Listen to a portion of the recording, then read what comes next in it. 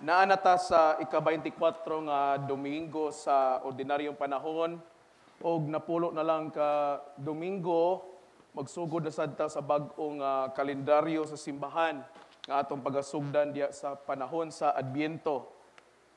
Sa atong ebanghelyo karon sa diha sa Marcos kapitulo 8 bersikulo 34 miingon si Jesus bisan kinsa nga buot mahimo nga akong tinun-an kinahanglan nga kalimtan niya ang iyang kaugalingon, pasano niya ang iyang cross ug mosunod siya kanako. Adunay tulo ka butang nga gikinahanglan nato nga himuon kung gusto nato nga mosunod kang Kristo. Una, kinahanglan nga kalimtan nato ang atong kaugalingon.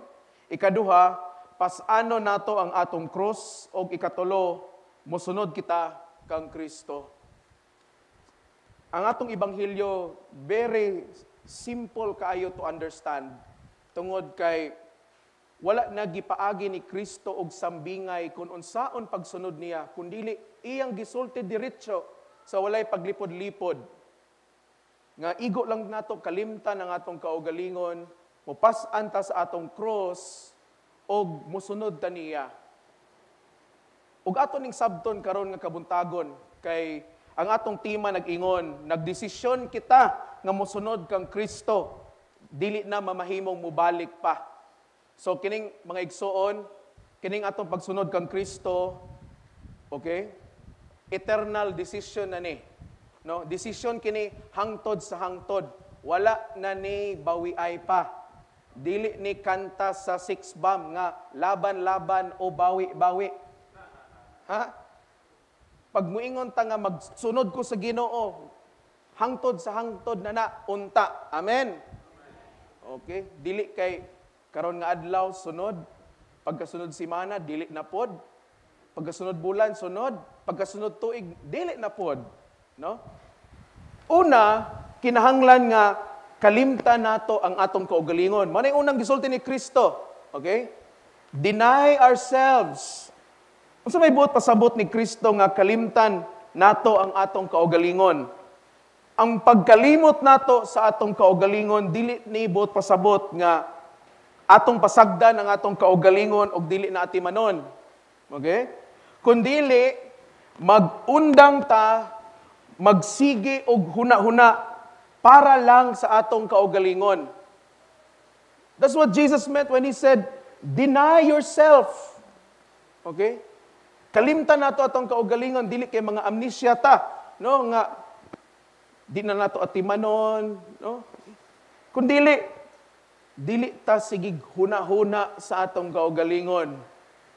Ang napulo kasugo ni Moises gisumarize ni Kristo sa duha lang kasugo. Ningon si Kristo, higugmaa ang Ginoo nga inyong Dios og higugmaa ang imong isig katawo. Pangutana, nag-ingon ba si Kristo nga, og ang ikatulo, higugmaa ang imong kaugalingon og ayaw pasagdi? Wala mo ingon si Kristo. Okay? Nganong kinahanglan nga kalimtan ang atong kaugalingon? Tungod kay dili mamahimo nga ang atong kaugalingon lamang gihapon, ang atong concern, bisan og nagsunod na takang Kristo.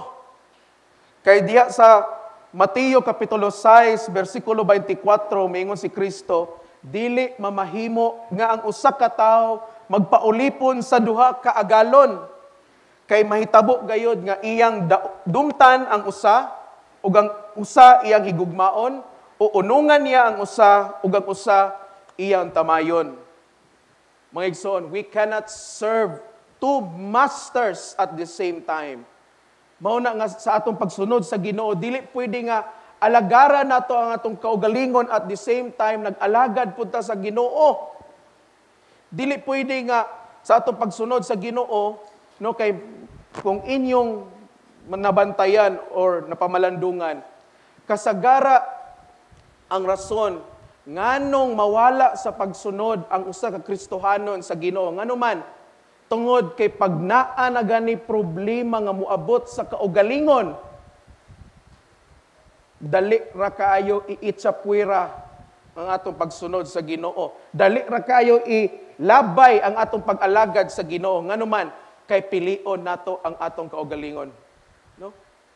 Daghan kog mga kaila nga mga pastor diri sa Hinguog nga mga banggiitan ra bagid unta nga mga pastor pero ni undang sa ilang pagkapastor. Nganuman tungod sa ilang kaugalingon. Nganuman tungod kay wa sila makontento sa ilang pag-alagad o pagsunod sa Ginoo. Kay nganuman nagpaibabaw ang tawag sa kaugalingon. Mauna nga dili pwede nga alagaran nato ang atong kaugalingon. Mao nang niingon si Kristo, kinahanglan nga kalimtan nato, no? Ang paglimot sa kaugalingon mao ni ang atong gitawag nga mahimutang selfless. Dili selfish. Okay? Kung tinuoray ang atong tinguha nga magsunod ni Kristo, dili na ang atong kaugalingon nga tawag sa unod ang atong paminawon. No? Dili na ang atong mga hinimo nga mga pangandoy ug plano ang atong pangandoyon. Okay? Unsa naman lang di ay Father? Kundili kung unsa ang tawag ni Kristo na ang atong paminawon ug ang iyang mga plano na ang atong panganduyon nga kabuton. Amen? Ingana paglimot sa atong kaugalingon, no? Dili na ta magsigig una-una pang sis, what if ko ano? What if kung wala ko na dikon na pare karon, no? Kung gidayon pa lang nako ta kung pagkakuan, di na ko magproblema og kwarta karon. Ha? Di ba? Usay, sus kung wala pa lang lagi ko nag-serve lagi diri sa simbahan, sus kanang tanan activity sa eskwelahan, apilan ko gina permi ba? Saglaki pa Domingo. Pero nag-alagad magud ko gud, manang di ko paka-apil na. Familiar? Diba? Sus, kung di pa lang lagi si Deacon ni sa among balay mag-Bible study lagi. Sus, wa maginta ko'y konsensya gid nga magsimba kada Domingo. Tuan ta ko sa nasipit karon na nabong. Tuan ta ko sa Medina ron. Di ba? Ngano man kay ato pang kaugalingon nga tawag ang atong gipaminaw. No? Wala ko ni dilibot pasabot nga daotan nga mangandoy ka para sa imong kaugalingon, pwede kaayo. Pero mga igsuon, sa atong pagsunod sa Ginoo, dili gid mauna ang atong kaugalingon. Amen. Pangutana mo sa mga tao nga dugay na nag-alagad o nagsunod sa Ginoo. Dako kaayo nga sakripisyo ang angay natong himuon kung gusto gid ta nga magsunod sa Ginoo. Ug mao ni ang pinakauna nga sakripisyo. Dili mauna ang atong kaugalingon, bisan pag makaayon ang butang para sa atong kaugalingon, sa atong pamilya, dili gid na mauna. Una permi ang Ginoo. Ug gamay ra ang nakasabot ni ana. Nganuman, tungod kay nagpuyo pa ta sa tawag sa atong unod. Nga kita lang higugmao nato ang atong kaugalingon, ipadato nato atong kaugalingon. Kita dapat ang mauna, bahala ng uban, basta ako nakasigurado nako sa ako. Bahala ang uban mga impierno, basta ako kay naluwas na. Bahala na mo diha, asa mo makadungog sa pulong sa Ginoo, basta ako nakadungog nako. Usahay ing ana ang atong pangunahuna para lang sa atong kaugalingon. Ug maunay gikasilagan pag-ayo sa Ginoo. Kay nganuman, dili nato pwede alagaran ang atong kaugalingon. Di ba ang usa sa napulo ka sugo, niingon ang Dios nga ayaw ka mo pagbaton og laing Dios gawas kanako. Kung ang imong kaugalingon gani pirmi maoy mauna nimo, imong gipaka-Dios ang imong kaugalingon. Nganuman, kay mingon si Kristo, unaha pagpangita ang gingarian sa Dios ug ang iyang pagkamatarong. O igadugang ko kaninyo ang tanang mga butang. Ikaduha, kinahanglan ko no nga pasano nato ang atong cross. unsa maning cross nga gipasabot ni Kristo. Di ba kung maghisgot ta og cross, si Kristo man dayon ang atong mahuna-hunaan. Kay siya man ang nagpasan sa cross para sa kalibutan. Matod pa ni San Pablo sa iyang sinulat ngadto sa mga taga-Galacia, Kapitulo 2, versikulo 20, maingon si San Pablo, gilansang ako uban kang Kristo dito sa cross, busa dili na ako ang nabuhi, kundi si Kristo na ang ania kanako. O kining kinabuhi ko karon akong gikinabuhi diha sa akong pagtuo sa anak sa Dios nga nahigugma og nagtugyan sa iyang kaugalingon alang kanako. I have been crucified with Christ, therefore it is I that no longer lives in me, but Christ in me. Gisulti ni San Pablo nga siya gilansang na uban kang Kristo dito sa cross, mao nga dili na siya ang nabuhi kundi si Kristo na. Mao kini ang paghulagway ni San Pablo sa iyang gugma og pagsunod kang Kristo. No, mga igsoon, sa dihang nagdesisyon ta nga mosunod kang Kristo, uban ni ana ang desisyon, mao ang pagtugot nga si Kristo na ang maghari sa atong kinabuhi. Amen? Sa dihang magdesisyon ta nga, Lord, magsunod ko sa imo. Dili pwedeng ikaw maghari-hari gyapon ka. No? Lord, kanang pahuway sa diya, ako sa karong adlaw. Ako sa karon. Okay, dili. Kung miingon ganit nga, Lord, ikaw na ang maghari sa akong ikaw na ang maghari sa akong kinabuhi, magsunod na ko nimo, ang Dios ra gyud maghari. Ayaw paghari-hari. Ignay mong tapan, ayaw paghari-hari. Oh. Ambot pasabot ba? Ayaw pagbuot. Ha? Pangutana kanatong tanan, kinsa imong gipahari sa imong kinabuhi? Kinsa man? No? Ang imong mga kaugalingon og hinimo nga mga pangandoy sa kinabuhi, ang imong pagkalaog, no? Ang imong pagkanaong og kwarta, imong pagkaambisyoso, ambisyosa, sa man? Ang imong pamilya, ang imong bana, asawa, anak, apo. Okay? Kinsa man ang atong gipahari sa atong kalibutan, sa atong kinabuhi. Kung si Kristo ang naghari sa atong kinabuhi, kinahanglan pod kita nga mopas-an sa iyang cross. Nganuman, unsa di ay ang iyang cross? Unsa dining cross ni Kristo? Mao ni ang cross sa kasakit ug pag-antos.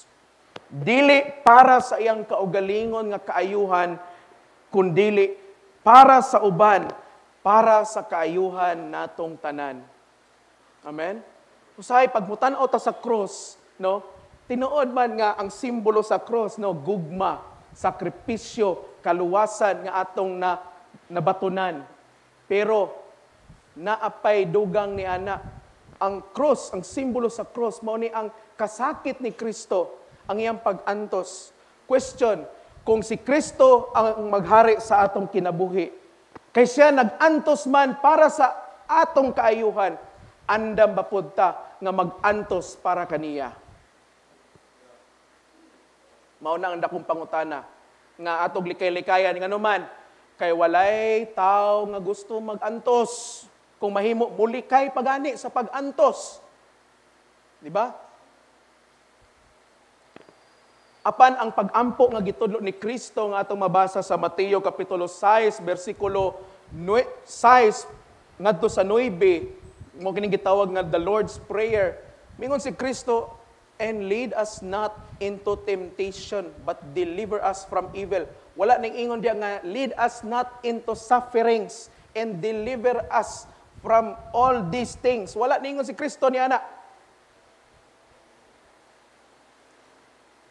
Pipila lamang ka mga Kristohanon ang maka-appreciate kung unsa kanindot kining gitawag nga mag-antos ta para kang Kristo. Pipila lang. Ngano man, Tungod kay, again, sa akong gikaingon, maglikay kita nga mag-antos, kay di ta gusto mag-antos sa atong kinabuhi. Mag-ingon dita, naningkamot ganin mi Father, kay aron mahayahay, maharuhay ang among kinabuhi, niya paantoso na hinuong ko nimo. Kana day inyong gihimo karon, kana nagmatamog sayo aron pag-anhin niyo dire. Di ba? Pag-antos na. Di ba? Pag-antos ba na? Kay supposedly, lami pa unta kay ikatulog karon, kay bugna ang panahon, gaulan. Ang uban sa inyo, bilar. Unsa nang oras ni uli kagabi, unsa nang orasan na tulog. Pero gipili ninyo nga muanhi gyapon diri karon, taliwala sa ulan, taliwala sa bilar, bisag gamay ra imong katulog ug unsa pa na, kay nganuman, kay nahigugma mo sa Dios. Amen. Pag-antos na, inyong giantos ang inyong mga nagduka karon nga mga mata. No? Pero kanang natulog, ayaw ninyo nagpukawa. Nganuman, tungod kay nagpractice na sila og kamatay. Pada na day practice ana, naa. Labi na panahon sa Misa de Gallo, kana mo nang ting rehearsal gyud. Mangtapok ang mga tao, practice kamatay. Ana. Ana imo kana natulog, ayaw pukawa kay nagpractice na sila unsaon pagkamatay. Kay aron dili sila praktisado sila inigabot sa panahon. Okay? Pero kamo nga nag-antos nga yung nagit pero mututok gid ko ni Father kay sayang ang iyang kagwapo. Joke lang. Mututok gid ko ni Father kay maminaw gid ko kana pag-antos na. Pero pwede man ninyo nabutang bikog inyong mata ba? Aron mo buka. Kani pag-antos gini para sa uban. Maumao na lang ang kwarta, pero kuhaan gyapon og ikapulo. Ang uban nagkurog-kurog gid sa pag-antos. Dili kurog-kurog sa kadlok, kurog-kurog sa kaulit kay nganong gamay mo na lang gani akong kwarta kuhaan pag inyo. Oy, maigsoon timan nga ang Dios dili manguha ay kwarta ha. Siya ang tag-iya. Wanang angayan lang nga ibalik nato sa iya ang kung unsay alang kaniya. No? Pero in reality, ang uban nag-antos ana. Pero kung imo nang buhaton gihapon, very good kay ka. Kay nganuman, nag-antos ka para kang Kristo. No? Kanang pag-anhin nimo sa simbahan, unya inyong community maoy naka-assign nga manghinlo, unya ikaw ra isa ang nitunga. Unya pagtan-aw nimo sa tibok simbahan, patay ako ray manghinlo diri isa. Pero nang hinlo gihapon ka, very good, kay nag-antos ka para kang Kristo. Diba? Mo nang mayon ko nga gamay ra gid kaayo ang maka-appreciate niya na. Pero unsaon man mga igsoon, mao man ay gitudlo ni Kristo nga mupas-an ta sa iyang cross. No? Unya, ang pinakalabaw nga pag-antos sa tanan kining nagsunod ka ni Kristo. Unya, sawayon ka sa uban tungod sa imong pagsunod kang Kristo. Sus! Simba-simba, himalikas gyapon. Sus! Kana-nganaong, balaan, pero yawan-o na inigtalikod. Diba? Sus! Simba-simba, maragay pong batasan, wa mausab. No? Kana, grabe ka na pag-antos kay ikaw, mag-ugot ikaw, lamig ikaw ibalos, lamig ikaw itubag. No? Unsa may klase nga pag-antos or unsa may pamaagi sa pag-antos nga pwede natong buhaton kung ingana ang sitwasyon. Ayaw panumbaling. Bahalag ikaw ang magkurog-kurog sa kaulit. Bahala og ikaw na lang ang tamayon, ikaw na sawayon nila. Pasag di sila. Bisan pag tinuod ang ilang gisulting nga paghapon mausab ang imong batasan bisan nagsunod ka na ni Kristo.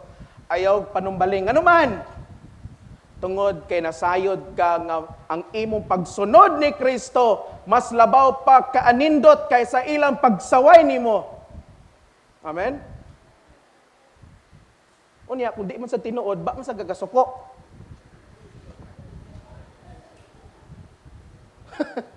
Bitaw, kung di tinuod, ba man gagasuko? Diba? Agkasuko ko pader kay labtunon gina sila. Wa gyud sila lain mahilabtan. Kundi ako na lang gyud. Pasag di sila. Pag-antos mga igsuon para kang Kristo, mauna ang mga ginagmay lang ng ang mga butang, pero kanato nga mga nagsunod ni Kristo, ga-struggle kita pag-ayo na niana, pero mga igsuon timan ang mga tao nga naghimo niini adunay dakong ganti nga gikan sa Ginoo.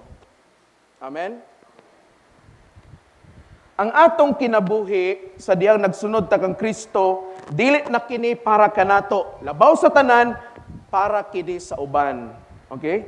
Timan ini, gimugna ka sa Dios dili lang aron sa pag-alagad kaniya, apan pag-alagad usab sa uban. Okay? Gihimo tang tanan sa Ginoo dili lang kay aron alagaran lang nato ang Dios, kundi aron usab pag-alagad sa atong isig katao. You are meant for others. You are a blessing para sa uban. Amen? Igna imong tapad, you are a blessing. Panalangin ka. No? Kana imong tapad karon nga bisan og nagka kuris-kuris ang naong sa make-up, panalangin ka para ana. No? Ang imong kinabuhi, ang katuyuan sa imong kinabuhi, dili lang para sa imong kaugalingon, dili lang pud para sa Dios, kundi para usab anang imong tapad. Tanawa na imong tapad. Tanawa gani.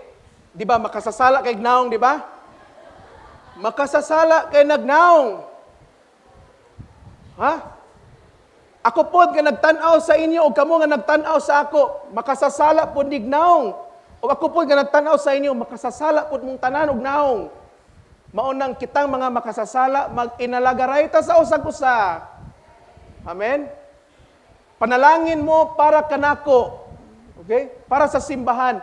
Ug ang simbahan, ug ako, ug kaming tanan, panalangin usab para sa inyo. Mao na ang atong kinabuhi. Kining cross ni Jesus nga atong pasanon, makaayo kini sa atong kaugalingon. Dili na kabug-aton. Ayaw ginagunaw na ang kabug-aton na. Dili na kabug-aton, apan kini ang atong gikinahanglan para sa atong kaluwasan. Amen? Og ikatulo, ingon si Kristo, ingon siya nga kalimtan nato atong kaugalingon. Ang ikaduha, pasano nato ang atong krus. Ug ang ikatulo, mosunod kita kang Kristo. Follow Jesus. Mga igsuon, ang giingon ni Kristo, mosunod, dili magsunod-sunod. Naikalahian ana. Kana magsunod o magsunod-sunod. Di ba? Daghan mga tao karong panahona nga kung tan-awon nimo sa gawas sa iyang mga lihok, paminawon nimo sa iyang mga sinultihan, Kristohanon kaayo. Apan susiha ang ilang kinabuhi, di ba makurat ka? Kay dili di ay tinuoray nga nagsunod. Nagsunod-sunod ra di ay. Di ba? Dili tinuod nga nag-awat, kundi nag-awat-awat ra di ay. Di ba? Ingon si San Pablo, imitate me as I imitate Christ. Awat ako sa mga giawat ko si Kristo. Wala ningon si San Pablo, pag awat-awat na ako. Kaya nag-awat-awat ra po ko sa Ginoo. Wala. Okay? Ang buot pasabot ni Kristo nga mosunod ta, nga kinahanglan maghimo gyud ta og ligon og sigurado nga desisyon sa atong kaugalingon nga siya lang gyud og wala nay lain pa ang atong sundon. Amen? Kinahanglan maghimo ta ni ana nga desisyon sa atong kinabuhi nga wa tay laing sundon kundi si Kristo ra gyud. Ug kung si Kristo ra ang atong sundon, unsay buot pasabot? Kung si Kristo ra, dapat pod kung unsay iyang gisulti, atong tumanon. Kung unsa iyang balaod, atong tumanon. Kung unsa iyang prinsipyo, atong tumanon. Amen? Dili kay mangita ta og backup plan. Oh? Mao bitaw nga sa ministry sa namo sa exorcism ug deliverance, daghan kay nahulog sa litag sa yawa nganuman kay nangita og backup plan. in kasog di ko maulian iniglihans ko, magpataod na lang pod kog habak, panigurado lang, kay walay mawala nako. Mutuo man ko Ginoo, pero mas maayo pod nga mutuo sa gudaning patuo-tuo, kay walay mawala nako. Abi lang na nimo ug way nawala. Pero kay bawo mo unsay nawala? Ang inyong pagtuo ug pagsalig sa Ginoo. Ug tungod ni ana, inyong gibugal-bugalan ang pagkaginoo ni Ginoong Jesucristo. Kay inyong gipakita sa iya nga dili day niya kaya. Nasabtan ninyo? Munang ayaw mong ingon nga, may mawala. Asay way mawala. Nawad-an na kag pagtuo o pagsalig. Dili kay pagkadomingo si Kristo. Pero gikan sa Lunes hangtod sa Sabado, ang yawa. Or worse, kita ang matuman. No? Di kay Domingo, Kristohanon, balaan kita tanawon, paminaon. Pero pagka-Lunes, padulong sa Sabado, boss, Satan. Diba? Boss. Wa na si Kristo, boss. Kaya dili Domingo, boss. Kung dili sa man. Or worse, atong kaugalingon, atong patughan. Me time. No? Ako lang sa, total, manabitaw Ginoo gahapon. Kay Domingo gahapon na may Domingo, kaysa na may Domingo. Mga igsoon, ikalipay pag-ayo sa Ginoo kung siya ang atong pilion sa matag segundo ug matag gutlo sa atong kinabuhi. Amen? Di mo musugot malipay ang Ginoo sa inyo? Musugot dili. Musugot kita. Pero mas malipay siya kung nasayod ang Ginoo nga siya ang atong gipili sa atong kinabuhi every second, every moment of our life. Bisan unsa nga sitwasyon sa atong kinabuhi, mamaayo man o dili, kung ang Dios ang atong gipili gihapon ug wala nay lain pa, malipay gid sa pag-ayo niya na. Ang gihulat lang niya mao ang atong desisyon. Diba? Nindot kay atong offertory song nga ganina, I surrender all. Lord, akong gisurrender sa imo ang tanan. Wala niingon ang kanta nga, I surrender 85%. Wala niingon. All. Ignay mo tapad, all. Igna tanan. Tanan gyud. Why ibilin?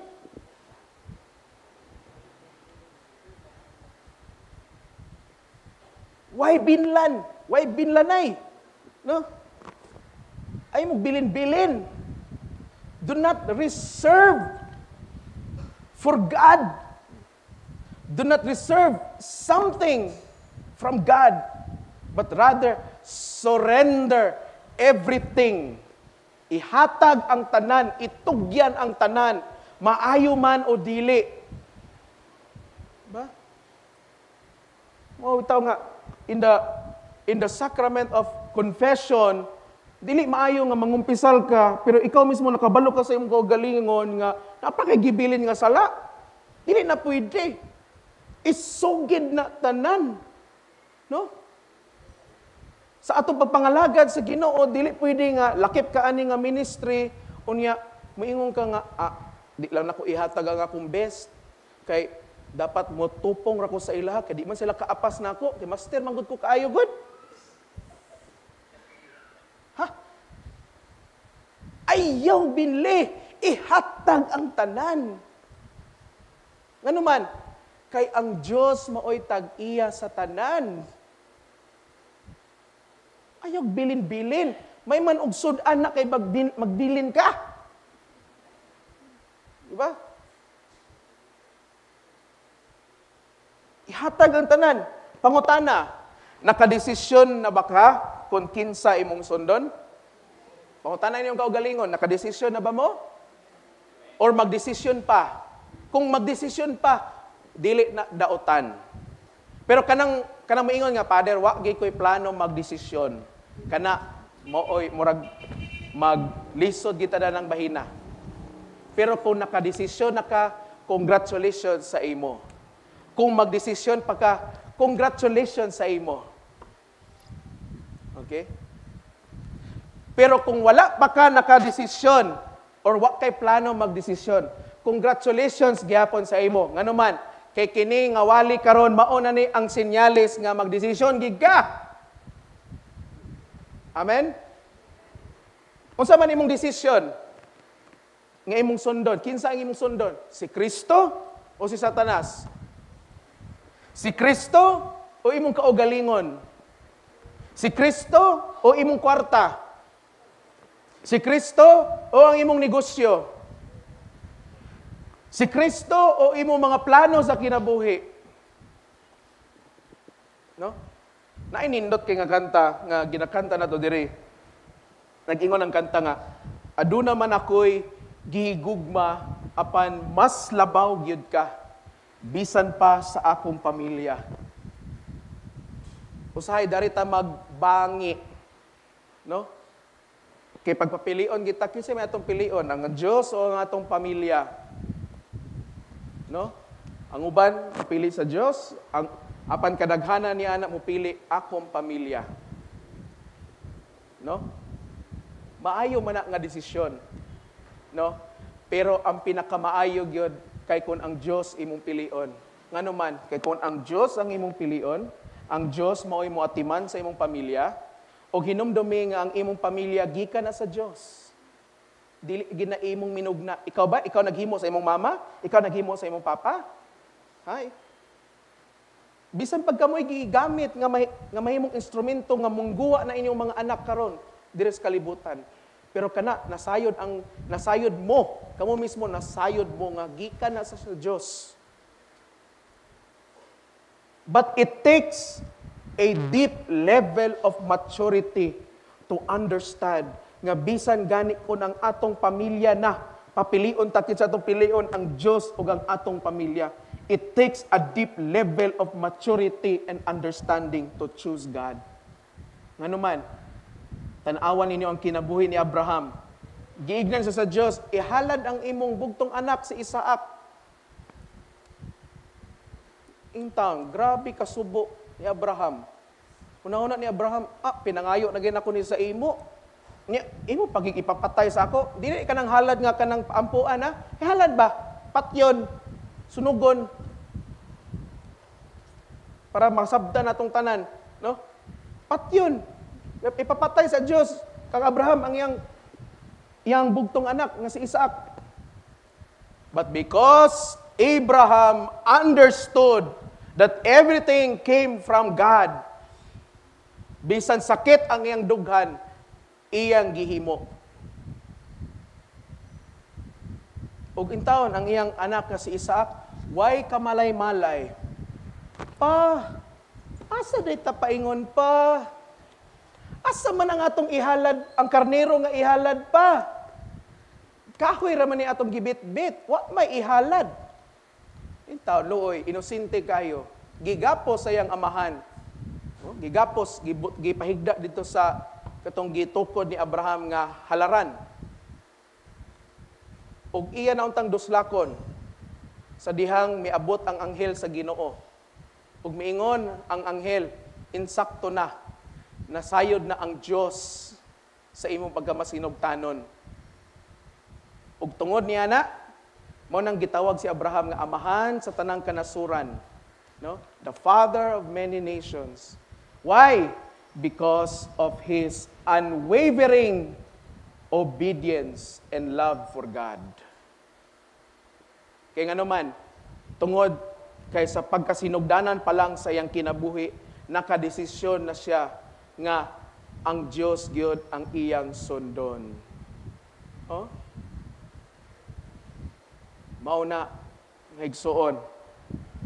Ayaw na og langay pa.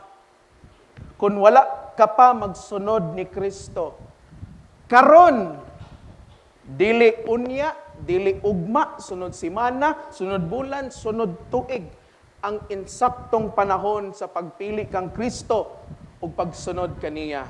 Amen? Ignay mo tapad, karon. Igna nga ayaw paglangay-langay.